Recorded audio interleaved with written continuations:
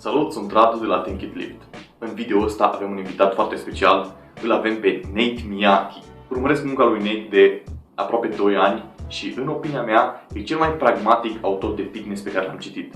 Dacă ai mai văzut video-uri de la mine, știi că stresez întotdeauna că e important să îți nimerești macronutrienții zilnic în nutriție și că e important să-ți faci alimentația ușor de ținut. Asta înseamnă să fie sățioasă, să fie delicioasă, să fie bazată pe elemente nutritive și să se potrivească cu programul tău, adică cu stilul tău de viață. Ei, filozofia asta am învățat-o de la Nate. Nate a scris o grămadă de cărți în nutriție, dintre care amintim The Samurai Diet, Intermittent Feast, care apoi a devenit Feast Your Fat Away, și The Truth About Carbs. Pe lângă asta am mai scris o carte despre cum să previi cancerul și o carte despre cum să depășești dificultățile din viața ta. Acum, în ce privește experiența practică, a participat în mai multe concursuri de culturism natural și chiar a câștigat. Deci omul și practică ce vorbește.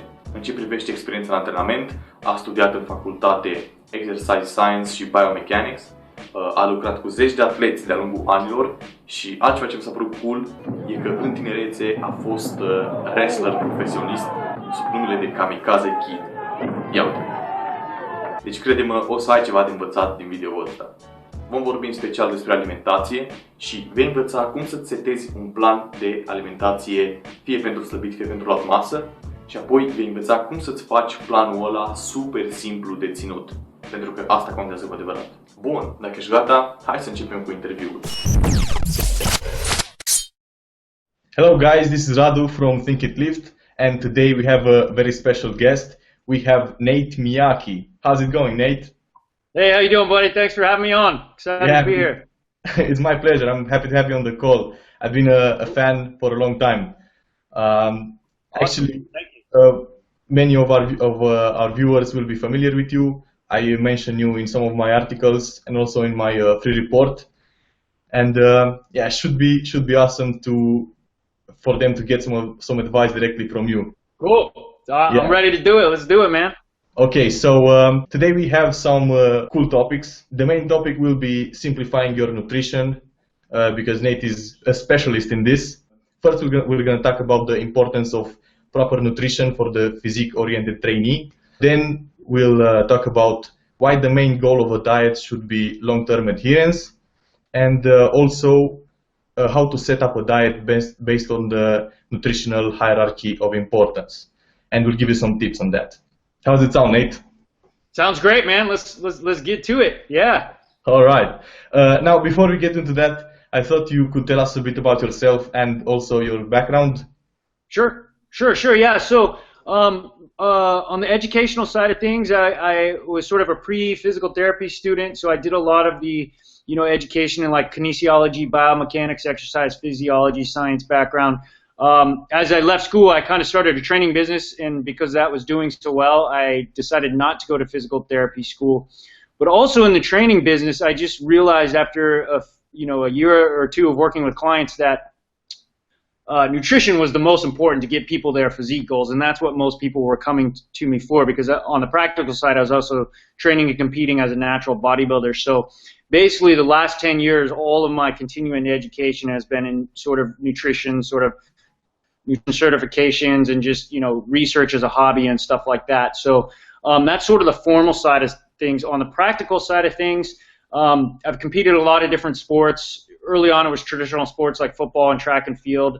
As I got into college, it was more martial arts, capoeira. I was a pro wrestler for a couple years, and then after college that's when I really got into the physique oriented stuff. So over the last, I'd say 10 years, I've competed in some natural bodybuilding shows, done some fitness on the side, although I'm not that good looking, so that's why it's not my career. But yeah, I've a practical side in that stuff too. So competing and working as a fitness model as a hobby, and then my business is basically training and writing and stuff like that. So kind of it's my life, man, is basically what I'm saying. Yeah, for sure. I mean, you're a well-known fitness author. You had several books out. Also, Nate writes for all the big sites like Men's Health, Men's Fitness, Live Strong, T-Nation. He's a big name in the industry. It's fun. It's fun. Yeah, it's good stuff. Do a little bit of writing, and then do offline. I do some, I work with private clients and stuff like that. So it keeps me busy for sure. Yeah, keeps me sharp too. I'm always gotta, have to research and learn new things and stay on top of the game. So yeah, for sure. Yeah, absolutely. And also, I've heard that you are looking to get involved in the film industry. Adult entertainment, yeah, but unfortunately, I'm not equipped in that area. That's why I do the physique stuff. No, yeah, I recently took a video production course because I want to start doing more training videos. A lot of people have been asking for that because I do talk a lot about my nutrition stuff, but people are like, hey, how do you train? I know you're a trainer offline, and so yeah, I took some classes to just learn a little bit of digital production, so I can hopefully I plan on shooting a video over the summer as I prepare for a competition. So yeah, that should be cool. Yeah, awesome.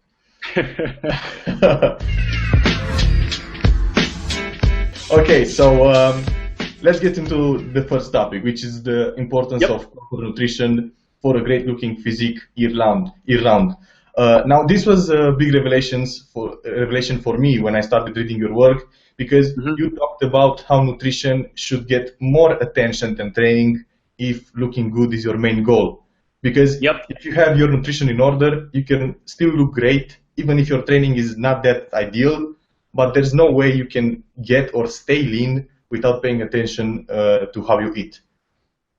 Isn't that right? Yeah, 100%. For if you have high-level physique goals, nutrition is by far the most component of that, and we see it every day in the gyms of people who are training really hard, really hardcore programs, whether it's strength-based programs or physique-based programs or CrossFit or all these types of, high-level athletic activities, but a lot of them don't even look like they work out, and it's because they have a poor diet or no nutrition strategy. So, and I learned that the hard way myself, both as an athlete when I was doing more performance-based stuff, when I was training martial arts, doing a lot of strength and explosive work, but really wasn't paying attention to my diet. And I just didn't look like I was someone who was spending all that time in the gym. And then also from my business side of things, when I started working with clients, I think I mentioned that earlier, is that I was giving them the best programs that I knew how to create based on science. Like I said, I studied kinesiology, biomechanics, exercise phys, and so I had these great science-based programs, but the results were mediocre because I didn't pay any attention to their nutrition. As soon as I started paying attention to clients' nutrition, that's when their physique results really started to take off, whether it was building muscle, whether it was losing fat, whether it was body recomposition. It was always the nutrition plan that was the biggest component. And then also speaking with fellow competitors and bodybuilders when I was doing shows and stuff, when I was first starting out and learning about how to get better as a bodybuilder, almost every single one was like, dude, nutrition is how you get ripped, is how you really get into peak competition shape or photo shoot shape. So, really start researching and paying attention to your nutrition plan. So for most people who are going into the gym for physique-based goals, I always tell them, as a trainer too, when someone meets me for the first time, I'm like, listen, we're going to do some great workouts together, but if you don't start paying attention, improving your food choices and getting a targeted plan based on your unique sort of physique, then your results will be mediocre at best. So yeah, I can't stress that enough, both online, offline, with whatever I do, is that nutrition is by far the most important for higher level physique goals. Right. Yeah. And when fat loss is the goal, you must consume less calories than your body burns, and it's very hard to do that with cardio. And I know your stance on cardio is to you basically do no formal cardio at all. And yeah, that's right. I basically I might do a little extra outdoor walking just as part of my day to walk to the gym to train or to go train people. But in terms of doing overemphasizing cardio to get lean, that's when you can start see things like impairment from your recovery from your higher intensity from your strength training, which is what you really should be focusing on, right, to maintain muscle. You can start getting the negative effects people talk about overdoing cardio with, like testosterone suppression, slowdowns in metabolic rate, things like that. And it's just, honestly, as your career develops and you got a family life or a business, it's just inefficient to have to do, hours upon hours of cardio to get lean, and it's not a great way to stay in shape year round. If you're now in a situation like I was, where I'm getting calls to do photo shoots here and there for from the brands I represent or my books or whatever. So I just think it's a more efficient approach to use diet for 80 to 90% of your fat loss, and then when you're training to focus on building or maintaining muscle, and to de-emphasize cardio for the most part. Yeah, absolutely. And I actually promote your idea of informal cardio. I stole that term. Yeah, so no, it's great. doing physical movement that burns calories, but you don't have to dress for the occasion or go to the gym. Sure. And if you're working with if you're a busy professional, and even if you're not, you can go take a walk and burn some extra calories without impairing recovery from strength training, but also without like you said, the extra time to change and get to the gym and whatnot. You can go out for a half an hour walk and accomplish the same thing and be much more efficient with your time, right? Yeah, for sure. So when the goal is getting lean and you have to consume less calories than you burn, so because that's the cause of fat loss. Sure. It sounds easy, but the main problem is that you have to be in that calorie deficit every day for it to work. And the main obstacles are, in my opinion, hunger and cravings. Sure. So that's what I liked about your approach. You make me realize that the food choices and the diet structure should be set up in such a way as to maximize satiety and minimize the psychological stress, right? Sure. Yeah, absolutely. I focus on sustainability and improving adherence right from the beginning, because I think that's important. If your goal is to stay in shape year round and stay relatively lean year round in good shape, it doesn't mean you won't have phases where, hey, I'm more focused on putting on muscle or more focused on getting really ripped. It's just that your baseline is more of like someone who's in good, decent shape year round. So that's why I think it's important to focus on sustainability and adherence right from the beginning.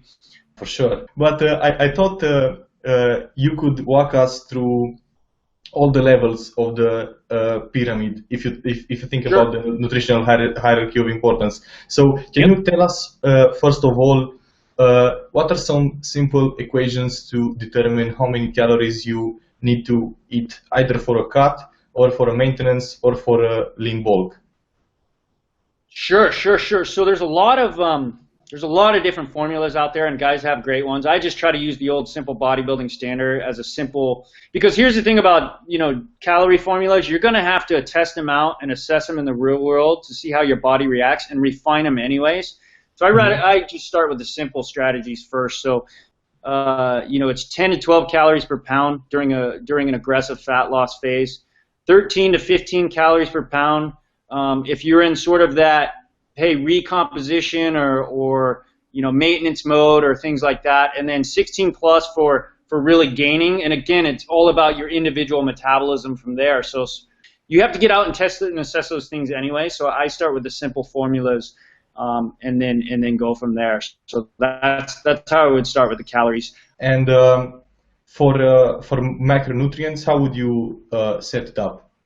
Sure, and I lean, people know this, I have different diets based on different demographics, but since we're talking mostly people, who are lifting and doing a bunch of anaerobic training, I definitely lean more towards emphasizing carbs in the diet, and I think most natural bodybuilders and physique people do that as well.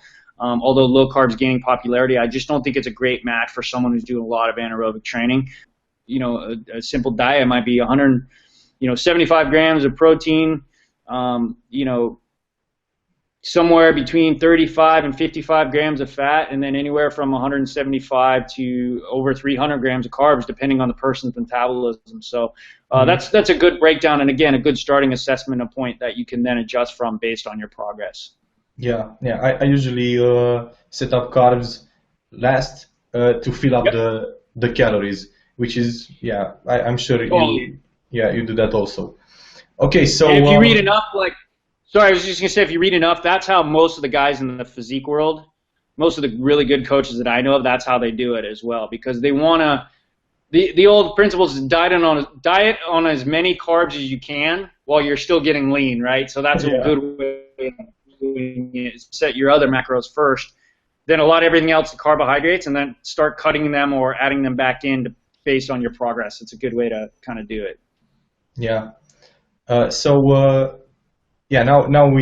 we've put the first layer of the pyramid, which is the numbers, and from here, I know you usually play with food choices and structure in order to make the diet as easy as possible to stick to, because your main goal is hitting those macronutrients, and based on your lifestyle and your preferences, you should make the diet as easy as possible. And which is the next layer?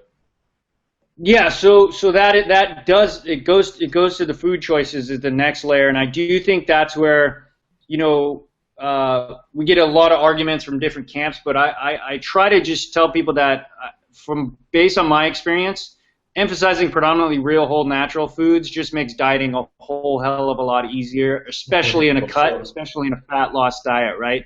You're going to find it very hard if you're just eating a bunch of refined. It's not that you can't get cut eating, you know, a bunch of refined foods and stuff. It's just that it makes it harder, in my opinion, to do so. If it fit your macros, I think is an approach that is gaining popularity. I think it could be used wisely. I think at the extremes, it's not great. So if you're just someone who's like, you know, clean eating 100%, that's not that sustainable either. But at the same time, you know, dieting on Pop-Tarts and just totally crappy food 100%. is not good. I think there's a nice middle ground where you emphasize mostly real, natural, whole foods because, again, like you talked about, it improves satiety while you're in a calorie deficit. So if you're just eating a bunch of refined junk foods, you're gonna find it miserable being in a calorie deficit because they have no effects on hormones that regulate appetite and energy intake. And so you just find yourself that you're starving all the time. You're getting blood sugar swings, and you just can't stay in that deficit, you know, for any meaningful length of time. So what I generally do is I recommend basically a starting template and then, you know, add in some flexibility from there. So, you know, we all know the good food choices, the animal proteins, right? The fish, the meats, the chicken, the eggs, things like that. You know, good starches like rice and potatoes and sweet potatoes, root vegetables, whole fruit. But then in where I think, you know, like if it fits your macros can be good as long as you're tracking them is that, well, if that's your foundation, if that's your base, right? If you're doing that 80, 90% of the time, you'll have a high satiety diet. You'll find it easier to stay in a deficit. Then you can have some flexibility with food choices based on, you know, just creating something that's tailored to you and makes you stay sane on your diet. So people do it in different ways. I prefer it's easier for me to eat relatively the same thing during the week and then have my cheat meals on the weekend when I want different foods. Other people find like a little bit of daily discretionary calories works better for them. Hey, whatever works. I'm becoming a lot more flexible in my recommendations because I've just worked with enough people to know that different approaches work for different people. But I think the foundation is those real natural whole foods we just mentioned. And then you can play around with what sort of flexibility food choice strategy works the best for you. So that would be the second layer of importance there. You're right, yeah. Because I remember one quote from one of your articles. You said that the approach you lose fat on should also be the approach you keep the fat off. Yeah. Yeah, so no, I just wanted to say that you need to think about that from the beginning and plan your diet in a way that you will sustain it long term, not just for a couple of weeks when you lose fat. Totally, because most of us want to look good year round, right? We want to hey, let's go to the pool, we want to be ripped all the time, right? So, or at least in good shape, right? So, like, you want to think about something that's going to allow you to do that. Like, you see a lot of extreme competition diets, but you rarely see what happens after those. You see the photo, but you don't see, like, some of these people just yo-yo like crazy, and they don't compete after a couple years because they've done so much damage to their hormones and metabolism and things like that. So for me, I want to look good year round. I want to look good 5 years from now, and so that's why I just take maybe a less extreme approach than some of the things you see in the fitness industry sometimes. You know? Yeah. As you said, you don't have to turn into a goblin in order for you to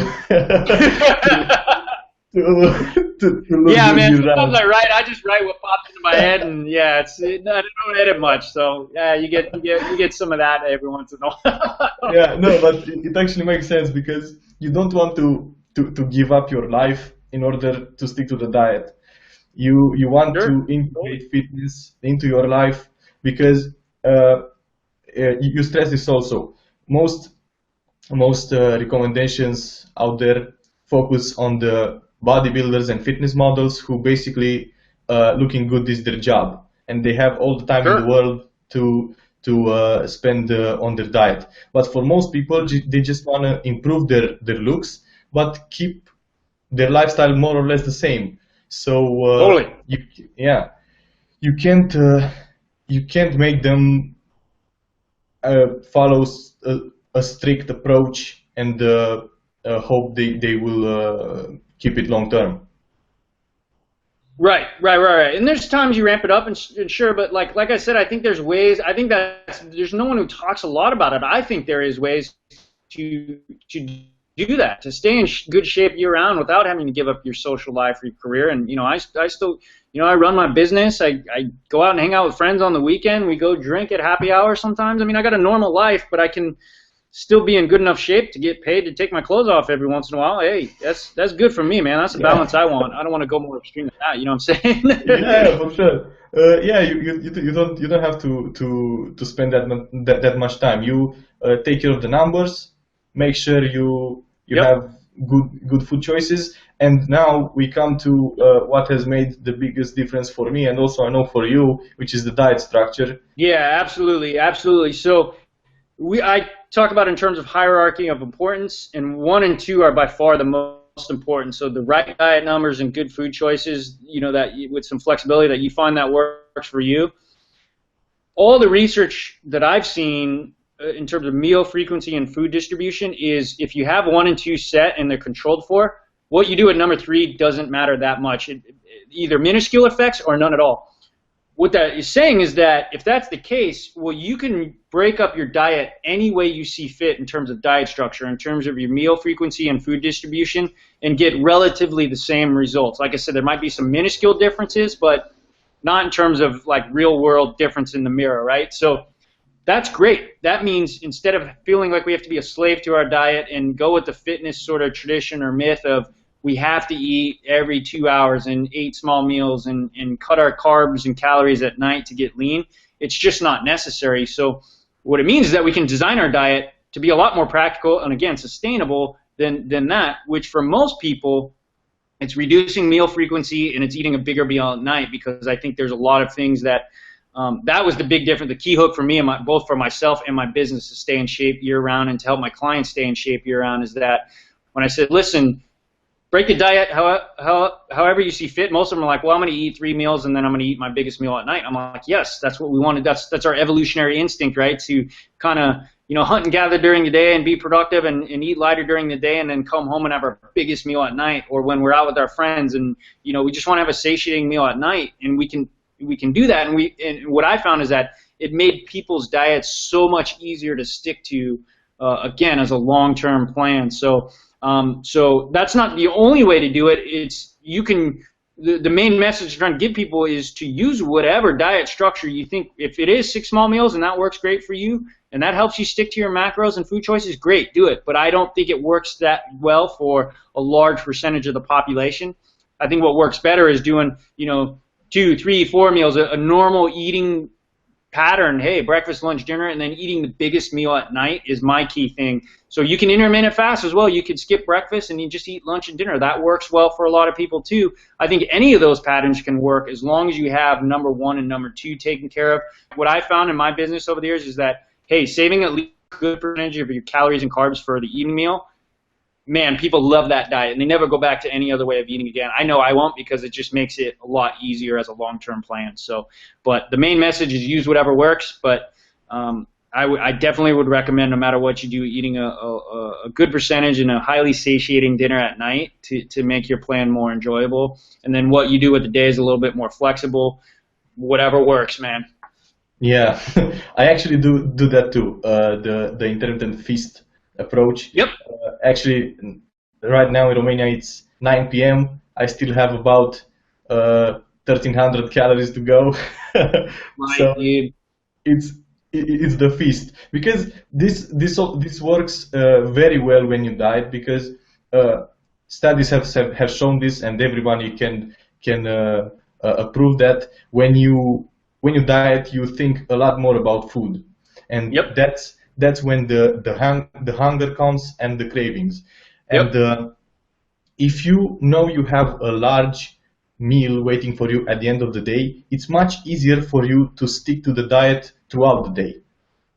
Absolutely. Absolutely. Yeah. And oftentimes we're busy during the day, so we're doing stuff. So even though we're, might be a little hungry, food's not really on our mind. It's usually when we sit down at night, when we're relaxing, we're like, damn, I'm hungry and I want to eat and I want this ice cream, and you get all these cravings come.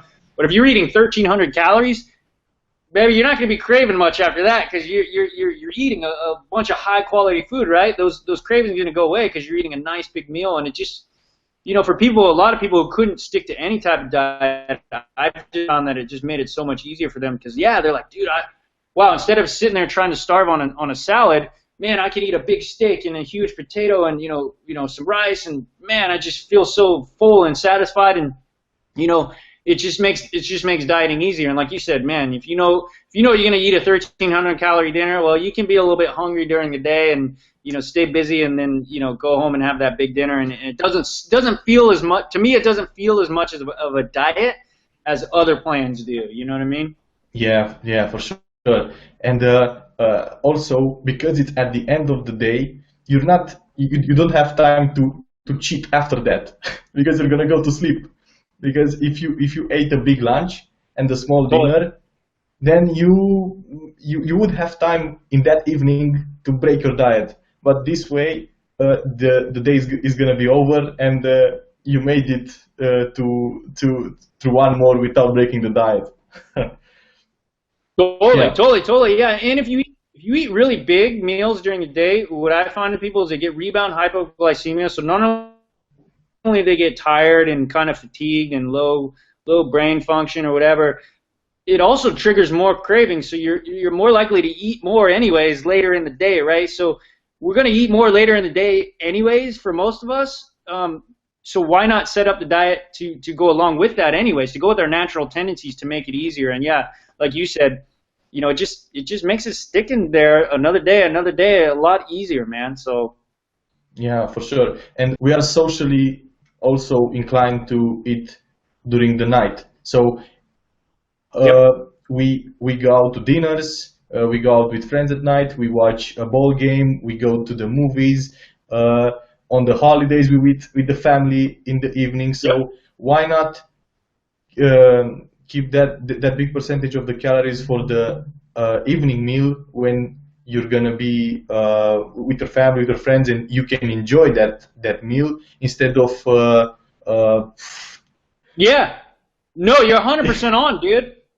Like it just makes it again, if this is your long-term, if you're thinking about a long-term lifestyle plan, you want to hang out with your friends and family. You want to have a life. You want to go out on dates. You don't want to be thinking about diet constantly. If you're eating just a lettuce leaf at night, you're going to be thinking about your diet constantly, or you're going to be like, I don't want to go out with those people because I just can't. There's too many temptations. And so it's just an easier plan to adapt to socially.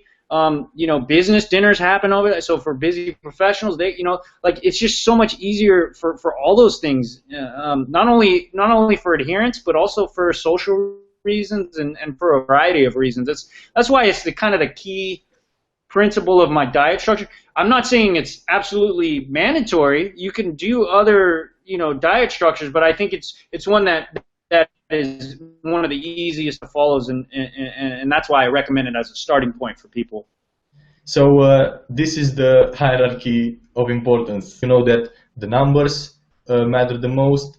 Then you choose foods based on satiety and also on nutritional value, and then you set up the diet structure in a way that makes your eating as enjoyable as possible. Yep, about as simple as that. You summarized it very well, man. Very well. Yeah, thanks. So I think we can wrap it up here, Nate. Yeah. This was an awesome interview. Thank you a lot for coming on. Absolutely, man. Thanks for having me, and thanks for all your support, man. I really appreciate it, and I hope some of the strategies, help the audience get to the way I want to go with their physique goals, man. Yeah, for sure, it will. So, where do you want people to go to find you? Sure, I do stuff everywhere. Like you said in the beginning, I write for a bunch of different magazines and stuff, but everything I do, if I do that, I always update it on my website. So that's probably the best place to find more about what I'm doing or what's going on, and I got a ton of content up there. So just my name, it's Nate Miyaki, NateMiyaki.com is the best place to check those things out, man. Yeah, I'll put the links in the description, and also link your Facebook and Twitter profile in case people want to get in touch with you. Sounds good, brother. Okay, Nate. Thanks a lot again. And, all right, man. Hopefully we'll talk again in the future. I'm sure we will, brother. Keep doing what you're doing. Thanks again. Thanks. Okay, see you, Nate.